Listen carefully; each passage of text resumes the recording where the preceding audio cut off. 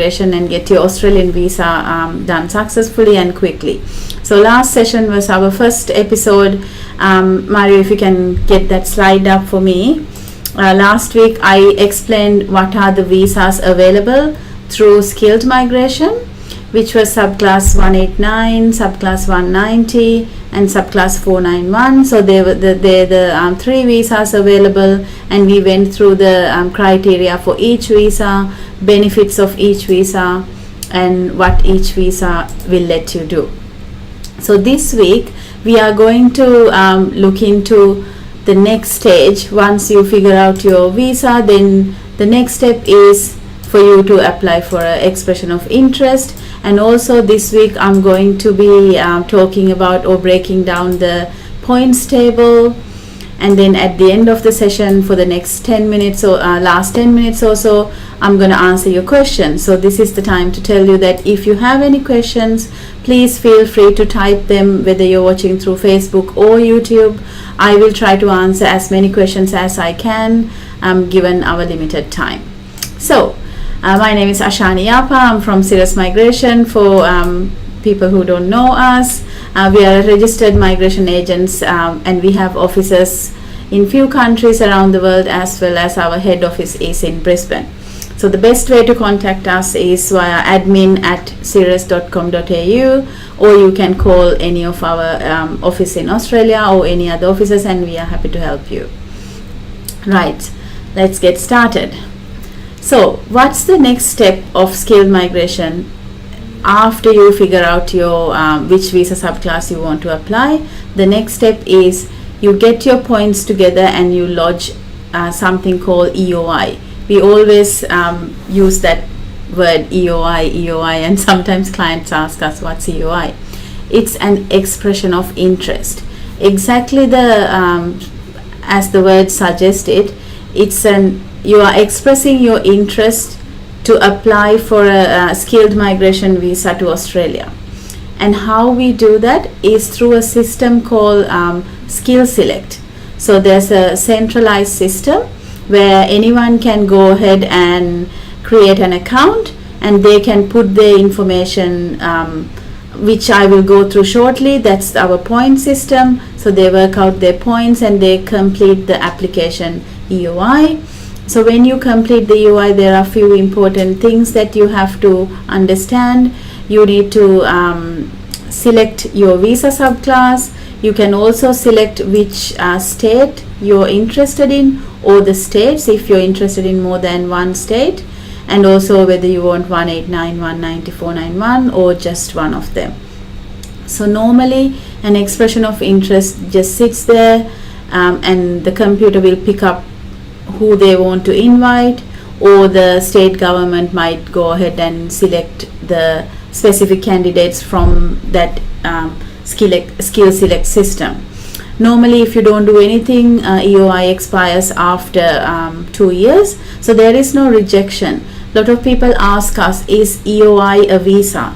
So no, again, very important, especially if you're onshore in Australia. EOI or expression of interest, it's not a visa application. So by lodging an EOI, you don't automatically get a visa. So if you're in Australia and you need to maintain your visa, it's very important that you apply for some kind of other visa while your expression of interest is being processed. So EOI is just a system where you express your interest. Right. Next, what do you need to express your interest? So that's when the points table comes. So again, if you're watching, if you want me to calculate your points, I'm happy to do that when we are answering our questions at the end. And I'll ask you some questions. You can just type the answers in and I'll calculate your points, and we can figure out how many points you have. So the first criteria, or the first point where you can score points, is for your age. So if you're at least 18 and between 25, okay, before we go any further, actually I also want to explain how to calculate your age. So what we normally do, we get a calculator and we put in the year we are currently at. So this is 2023, and then you minus the year that you're born. So if someone's born in 1985, for example, and you 2023 minus 1985, which means they turn 38 this year.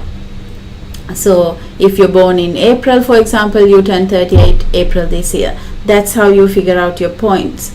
That's how you figure out your age. And how do you claim points for your age? So if you're between 18 and 25, you get 25 points. But if you're between 25 and 33, you get 30 points. That's the maximum. If you're between 33 and 40, you get 25 points. And if you're between 40 and 45, you get 15 points. And these points are calculated at the time of invitation. So another thing that you need to understand, when you lodge your invitation, you could be 24, but then by the time you get your invitation, you are 25. So that means you automatically lost 5 points there. Actually, no, you automatically gained 5 points from 25 to 30. And in the skill select system, that will automatically happen. You don't need to go and change that manually. The next point is for your English language. Competent English, you don't get any points, but most of the visas, they do say that if you don't have competent English, then you're not eligible to lodge an EOI. But for proficient English, you get 10 points, and for superior English, you get 20 points. So for our candidates, we normally try to encourage them to get superior English, because 20 points is such a good score that you can get for superior English. And also the next one is for overseas skilled employment. So employment, you can claim up to maximum 20 points. And if you're in Australia, and this work experience has to be post qualification, which means, for example, if you're an accountant, you need to hold a bachelor's degree, and then only your work experience will start counting. And this work experience can be part-time or full-time, as long as it's at least 20 hours a week. Then you can start claiming points. And this occupation, it doesn't have to be in your own occupation. It can even be in a closely related occupation for you to claim points. The next one is for your educational qualifications. So if someone's holding a doctorate, they can claim 20 points. And if someone's holding a master's or a bachelor's, they can claim 15 points. If someone's holding a diploma or a trade qualification, they can claim 10 points. And if someone's got a RPL, then again they can claim 10 points. Right, so when it comes to qualification, again we get asked a lot of questions, so I would like to explain this a little bit. So a really good example is, I've had a client, he's a chef, but he holds a bachelor's degree. So for you in Australia, for you to be a chef, you don't need a bachelor's degree. All you need is a certificate for or a diploma qualification. So this client did that qualification and working as a chef, so he's got a skills assessment, so it's all good. But he also had a bachelor's degree that he completed before he did his chef qualification.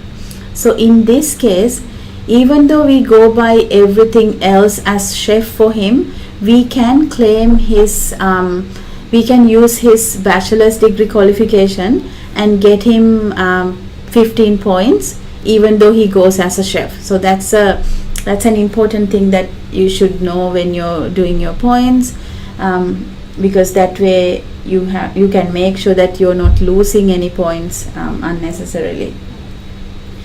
And the specialist education point is the next one. So if you have studied at least a master's by research or a doctorate from an Australian institute, then you can get 10 points if you have studied in natural and physical sciences, information technology, or engineering and related technologies. So this is especially good if you haven't already done your studies and planning on coming to Australia. Maybe then you can find a course that can give you 10 additional points towards your skilled migration. The next one is Australian study requirement. So this is again important. If you're applying from offshore, you can't get Australian study points. So this is for people who's been in Australia, done their studies, 2 years studies in Australia, then they can claim 5 points for Australian studies. The next one is Australian professional year. Again, this is not for all the applicants. If you're offshore, you won't be able to claim these points. And also in Australia, you can only claim these points if you're an accountant, IT or engineering graduate. The next one is NAATI. Again, we get asked a lot of questions about NAATI and a lot of people don't know about NAATI. So NAATI is an examination that you can do and get results in your own language. So this exam has nothing to do with English. The exam is conducted in your mother tongue. So if you're holding a Indian passport, then it will be one of the languages in India. If you're in India, if you're holding a Sri Lankan passport, then it could be Sinhalese or Tamil. Or a different country, then your mother tongue. If NAATI is available in that language, then you can sit for this test, and it's only for the main applicant. Sometimes we get asked, if the secondary applicant does NAATI, can you get points? No, you can't get points. And if you studied in regional Australia, then you get 10 points, 5 points. So then again, it's important to mention that regional study, you have to be living and studying in regional for at least 2 years or the minimum duration of your course in order to claim these 5 points. So if, for example, if you studied in Gold Coast, in Queensland, but you lived in Brisbane, you can't claim 5 points for your regional study. The next one, or the last one, is your partner skills. So if you're single, then you automatically get 10 points for being single. But if you have a partner, and if your partner can do competent English, which is 6 in each band in IELTS or 50 in each band in PTE, then you can claim extra 5 points through partner. And also if your partner can get a skills assessment. So for example, if your partner is an accountant or a different trade occupation or any other occupation that's on the same list as yours, then if we can get a skill assessment for your partner, then we can claim points for the partner, which is 5 points again. And then I purposefully left one without discussing it too much, which is the employment or the work experience. So if you're outside Australia, if someone's been outside of Australia, for example, and then worked for some years and then came to Australia, studied masters and worked in Australia, those people can claim points for their offshore work experience as well as their onshore work experience. And the work experience points go as this. So if you're outside Australia, if your work experience is less than 3 years, you don't get any points. If you're again outside Australia and your work experience is at least 3 years but less than 5 years, you get 5 points. And if your work experience is at least 5 years and less than 8 years, you get 10 points. And if your work experience is greater than 8 years, you can get the full 15 points. But if you're in Australia, this is again after qualification. So you become qualified and then you start working. If your work experience less than 1 year, you don't get any points. But if your work experience is at least 1 year but less than 3 years, I think most of our clients who are onshore falls under this category. So where you can claim 5 points for your work experience.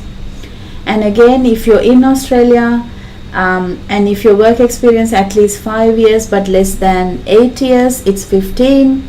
And if you have at least 8 years work experience in Australia, we rarely get clients who has 8 years work experience in Australia. I'm actually, funnily enough, handling one client who's got 8+ work experience in Australia.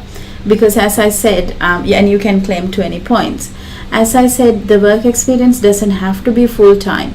So for a good example is, you come to Australia to study your master's, but you're already a qualified engineer, for example, civil engineer, and you're studying master's, but you have a bachelor's degree from home. So you come to Australia while you're studying, you do have work rights, and you get a part-time job working as a civil engineer 20 hours a week. So you can claim points for all your work experience in Australia while you were studying your masters. That's how a lot of people can claim points, many points for their work experience in Australia. So that's the points table. So I'll just go from the beginning again. The things that you can claim points for are your age, your English skills, your skilled employment inside Australia as well as outside Australia, and again your educational qualifications, and then your specialist education. If you studied a STEM qualification, either master's by research or a doctorate, then you can claim 10 points. And the next one is your Australian study. So these points are only claimed for people who are applying onshore or who's already been in Australia as a student. Then they get some extra points. That's the Australian study requirement. And also professionally in Australia, these points are only given to people who studied a professional year through Australian Computer Society, CPA, Chartered Accountants Australia, IPA or Engineers Australia. So pretty much accountants, IT professionals and engineers. And the other one is accredited community language or the NATI. You can get 5 points for knowing another community language other than English. And study in regional Australia will get you 5 points. Then again, I see a lot of our current students now looking into shifting and studying in regional, which is great, because I feel like Australia will give more priority to people who are helping to develop regional communities in Australia. And the last one is your partner skill points. So as I said, if you're single or even divorced or separated, you can claim 10 points. Or if you have a partner, then if your partner can do English, you can claim 5 points. And if your partner can get a skills assessment, then you can claim 5 points. So 10 points again total for the partner. I will actually quickly run through an ideal scenario of an onshore client. Normally when you come and do your master's in Australia or a bachelor's in Australia with a bit of work experience, you're about 26, 27 years old. So for an applicant who's, for example, 27 years old, so they're going to get 30 points for their age. And if they can do superior English, they're going to get again 20 points. So right there they have 50 points. Let's say they don't have any work experience back home, but they do have work experience in Australia for 1 year, they get 5 points. Education, so they have masters from Australia and a bachelor's degree from home. Again, please don't get confused. So if you have a bachelor's degree and masters, you can't claim these educational points twice. You can only claim it once. So bachelor's or masters will get them 15 points. Let's say they didn't do any specialist education. A lot of people don't have this specialist education. But Australian study will get them 5 points. And for example, let's think they didn't do any professional year, or they haven't done their NATI. They haven't studied in regional, so they still can't get the points. and let's assume they're single. So that's all the points they're going to get. Now you can test my maths. That's 50, 60, 70 to 85. Am I right, Mario? So that's 85 points. That's on your own. This is without the state giving any points for you. So again, 50, 60, 70, yeah, 85. And this person, if they are applying for subclass 190, the state's going to give them 5 points. So that subclass 190, they're going to have 90 points. And if they are even considering 491, the state's going to give them 15 points, which means they're going to have 105 points. So this is we get these kind of clients a lot. Someone who's with good English, they come here, study their masters or their bachelors. As soon as they finish their studies, they go into the subclass 485 or the TSS visa, and they find a job and they work for 1 year, get their skill assessment. By the time they're ready, so they're in their subclass 485, which is the temporary graduate visa, and in years time it's very easy for them to come up with this 85 points.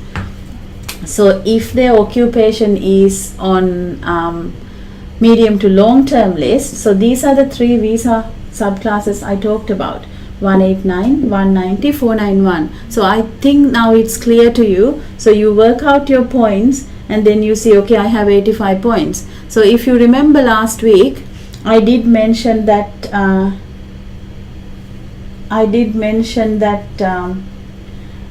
if you have over 65 points, then you can apply for 190. So this applicant is eligible to lodge all of these 3 visa subclasses. I hope it's clear to you. And here I want to mention that they are sitting at 100 points because they are 85 and the state gives them 15. That brings them to 100 points. So as you can see, I hope the visual, I tried my best to make it as clear to you as possible. That's why we went into the trouble to getting the whiteboard and arranging all that, because sometimes when I talk with clients, they say, visually, when I draw it to them and show them, they say it's very easy to understand. So I hope you can understand. So if you're someone who's got the qualifications, the English, the age, it's not that hard to meet the points. And as you can see, this my ideal candidate can apply for all 3 subclasses, and whichever the one is going to offer them first, they will issue them an invitation and then they're ready to lodge their visa application. Okay, let's see if we have any questions. I've got someone asking, mechanical engineer overseas, 80 points for 190. What are the chances of Victoria 190 in the upcoming rounds? I think that's really good. If you have 80 points for 190, which means you have 75 points for 189, I think you should lodge both 189 and 190, and you will have a really good opportunity to get invitation. And maybe look into other states as well. I know Victoria is great, but sometimes Victoria can be quite competitive. So if you're interested in other states, you can look into that as well. And I also want to mention that with subclass 190, the requirement is once the visa is granted, you're an Australian permanent resident, but the requirement is for you to come to Australia and live in that state for at least 2 years. And after the 2 years, you are free to move wherever you like. So, when it comes to 190, don't be too picky. You can just select a state where you think you're going to get the most points from, or they're going to give you an easy invitation. I think you should go for that. And I'm asking, Wilson is asking, can I change my visa of 2 years to another working visa of 4 years when I'm already in Australia? Wilson, are you on a subclass 482 2-year visa? So if you're on a subclass 482 2-year visa, which means you're probably on, if your occupation's on the short-term list, that's probably why you got the 2-year visa. if it is on the short-term list, then you can't unfortunately change it to a 4-year visa. But I think I need to know a little bit more about your visa scenario before I can suggest. So if you want to send us an email, admin@cirrus.com.au, then I think I can look into it more and let you know what you can do. Yeah. And I've got another client who couldn't join, asking me a question. Just let me open up.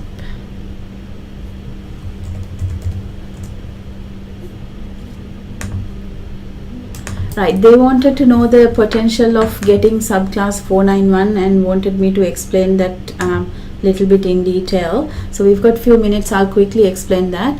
So subclass 491, Mario, do you want to go to the slide that I did last week? So as you can see here, subclass 491 is regional, and why sometimes I suggest 491 to clients, so at what point they decide they want to go for 491 is because if their point score is low. So for example, when I did this point calculation, you can see it's 85 points and we don't really need to think about 491. But for the client who was asking me this question, their total points came up to be just 50 points. So 50 points means they are not eligible for subclass 189. They're not eligible for subclass 190. So the only one they're eligible for is subclass 491. And with subclass 491, you're still getting a 5-year visa and you're still eligible for Medicare and a lot of the other benefits. The only requirement is for you to come to Australia and live in that region, which means any regional postcode or multiple postcodes in a state. So if, for example, New South Wales gave you the invitation, you can live in any regional area of New South Wales. And as long as you do that for 3 years and you lodge your tax returns for 3 years, we can use the 3 years tax return and get you a subclass 191 permanent residency lodged by the end of the 3 years. So I hope that answered that question about when do I choose subclass 491, especially if the applicant age only gives you 15 points. So if you're over 50 or if your English is quite low, so if you can't score 20 points or even 10 points for English, then you're going to lose 20 points right there. And if your partner can't score English or get a skill assessment, or if your occupation is on a regional list or short-term list, that's when you actually go for subclass 491. I hope that answered that question.